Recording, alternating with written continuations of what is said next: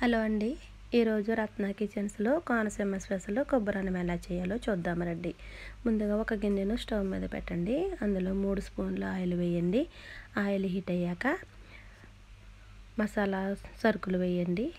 చెక్క, 10 లవంగాలు, 10 యాలకులు, 2 మరాఠీ మొగ్గలు, 2 అనాస పువ్వులు అవి మాత్రమే వేయండి. కే మసాలాలు వేయకూడదు. కొబ్బరన్నానికి మసాలాలన్నీ వేసుకుంటే బిర్యానీ ఫ్లేవర్ అయిపోద్దండి. తర్వాత ఒక పెద్ద సైజు ఉల్లిపాయ, ఒక 4 పచ్చిమిర్చి, 2 కరివేపాకు రెబ్బలు వేయండి. ఇవన్నీ లైట్గా ఫ్రై చేయండి.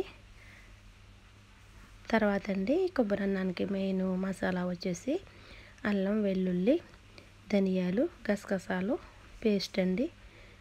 ఫ్రెష్గా నూరు పెట్టుకోవాలండి. ఇది ఆ పేస్ట్ వేయండి. కొబ్బరన్నానికి ఈ మసాలా తప్ప ఇంకేం మసాలాలు అక్కర్లేదండి.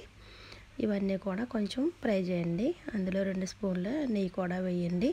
ఇదంతా బాగా కలపండి. ఇప్పుడు దాంట్లో కొత్తిమీర వేయండి. కొబ్బరన్నంలో చాలామంది పుదీనా వేస్తారు. పుదీనా వేయకూడదండి. కొత్తిమీర ఒకటే వేయాలి. ఇదంతా కూడా ఒకసారి బాగా కలపండి. ఇప్పుడు కొంచెం ఉప్పు, చిటికెడు పసుపు వేసి మొత్తం మసాలానంతా కలపండి. ఇప్పుడండి నేను ఒక కేజీ బియ్యం తీసుకున్నానండి. కేజీ బియ్యానికి ఒక 4 కాయలు కొబ్బరి పాలు తీసుకోవాలండి. కేజీ బియ్యం నాకు ఒక గిన్నె రైస్ అవునాయండి.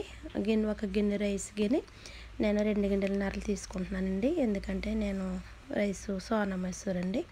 అదే బాస్మతి వేసుకునే వాళ్ళు అయితే కనుక ఒక గ్లాసు బియ్యానికి గ్లాసున్నర కొబ్బరి పాలు సరిపోతాయండి.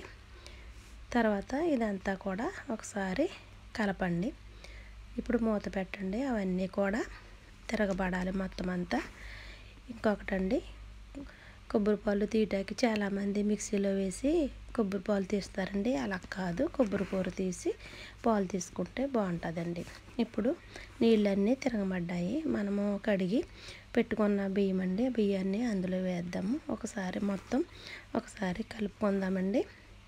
ఒకసారి మూత పెట్టుకుందాము. ఇదంతా ఒకసారి కలిపండి. మూత పెట్టి మరలా ఉడికించండి.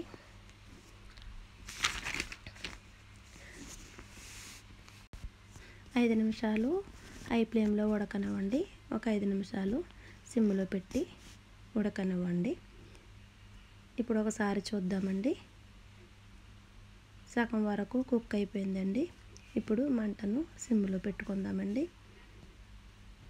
సిమ్లో పెట్టి కుక్ చేయాలండి. ఒకసారి అన్నం అంతా చూసుకొని పైన కొత్తిమీర జల్లుకొని దమ్ము పెట్టడానికండి స్టవ్ మీద ఒక ప్లేట్ పెట్టుకొని ఒక 2 నిమిషాల పాటు దమ్ము పెట్టుకుంటే సరిపోతుందండి. పొడి పొడిలాడుతూ కొబ్బరి అన్నం రెడీ అయిపోద్దండి. ఈ కొబ్బరి అన్నంలోకి బాయిలర్ చికెన్ అయితే బాగోదు. పారం కోడి మాంసం కానీ, నాటుకోడి మాంసం కూర కానీ చాలా బాగుంటుందండి. అంతేనండి, కొబ్బరి అన్నం రెడీ అయిపోయిందండి. మీకు కనుక ఈ రెసిపీ నచ్చినట్లయితే లైక్ చేయండి, షేర్ చేయండి, సబ్స్క్రైబ్ చేయండి. Okay friends.